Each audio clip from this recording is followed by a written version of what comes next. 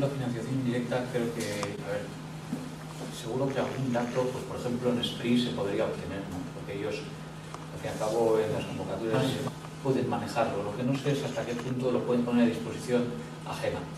Pero independientemente de eso, vamos a suponer que consiguiéramos el dato gordo.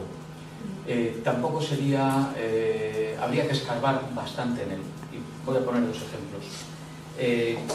Tú cuando cierras un contrato de transferencia, son una SITEC, los antiguos GAITEC o Etorgai, etc., de esos proyectos hay unas cuantas tipologías de proyecto y de la, digamos, estructura del propio proyecto. Me explico. En muchos casos es la empresa la que viene a ti, busca tu colaboración y digamos que te mete en el proyecto, que presenta ella y recibe ella el dinero de administración.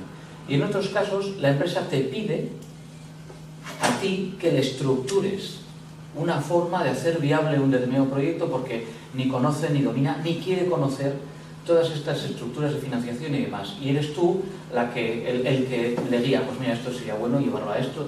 Claro, no es lo mismo. Tú no puedes comparar en un caso o en otro. O sea, en un caso tú vas a remolque de lo que una empresa te lleva y la empresa quiere ir a una determinada convocatoria, de una determinada forma, etcétera.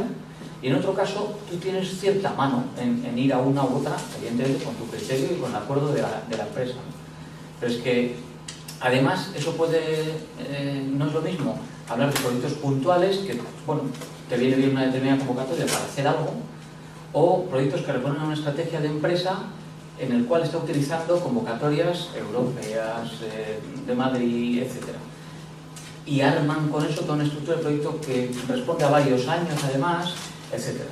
Entonces, más allá de que tú saques el dato de los euros, es que luego esos euros tampoco son comparables como se han obtenido, ¿no? Por parte de la empresa.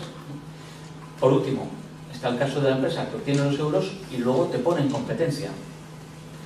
Quiero decir, tú al final, cuando acabas desarrollando esa tecnología para esa empresa, es porque has cerrado un contrato con ella y te has pegado con otro para ser tú el que se lleve ese contrato.